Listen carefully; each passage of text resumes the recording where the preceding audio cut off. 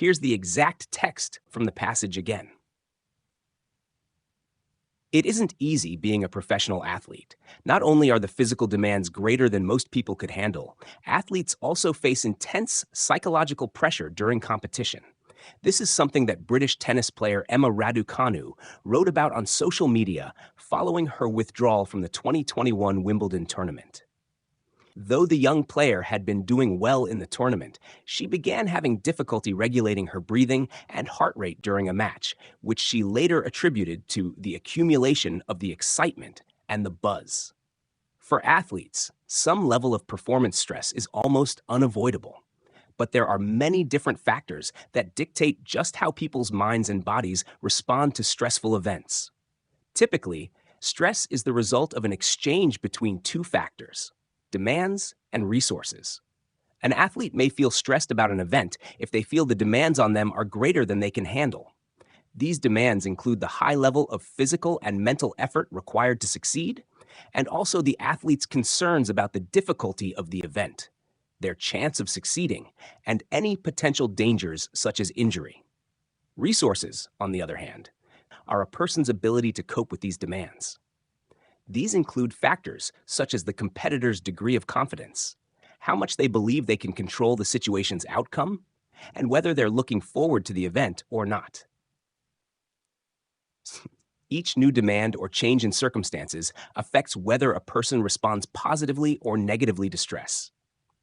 Typically, the more resources a person feels they have in handling the situation, the more positive their stress response. This positive stress response is called a challenge state.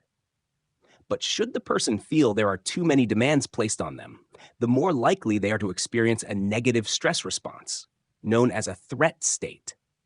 Research shows that the challenge state leads to good performance, while threat states lead to poorer performance. So, in Emma Raducanu's case, a much larger audience, higher expectations, and facing a more skillful opponent may all have led to her feel there were greater demands being placed on her at Wimbledon, but she didn't have the resources to tackle them. This led to her experiencing a threat response.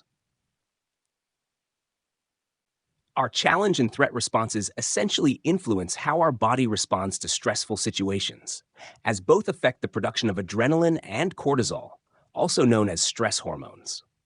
During a challenge state, adrenaline increases the amount of blood pumped from the heart and expands the blood vessels, which allows more energy to be delivered to the muscles and brain.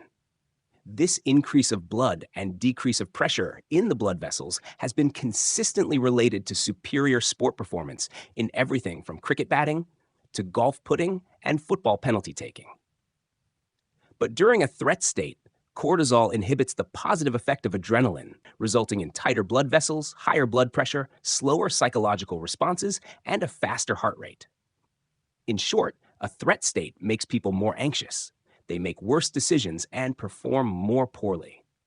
In tennis players, cortisol has been associated with more unsuccessful serves and greater anxiety. That said, anxiety is also a common experience for athletes when they're under pressure. Anxiety can increase heart rate and perspiration, cause heart palpitations, muscle tremors, and shortness of breath, as well as headaches, nausea, stomach pain, weakness, and a desire to escape in more extreme cases. Anxiety can also reduce concentration and self-control and cause overthinking. The intensity with which a person experiences anxiety depends on the demands and resources they have. Anxiety may also manifest itself in the form of excitement or nervousness, depending on the stress response. Negative stress responses can be damaging to both physical and mental health, and repeated episodes of anxiety coupled with negative responses can increase risk of heart disease and depression. But there are many ways athletes can ensure they respond positively under pressure. Positive stress responses can be promoted through the language that they and others, such as coaches or parents, use. Psychologists can also help athletes change how they see their physiological responses, such as helping them see a higher heart rate as excitement rather than nerves. Developing psychological skills, such as visualization, can also help decrease physiological responses to threat. Visualization may involve the athlete recreating a mental picture of a time when they performed well, or picturing themselves doing well in the future.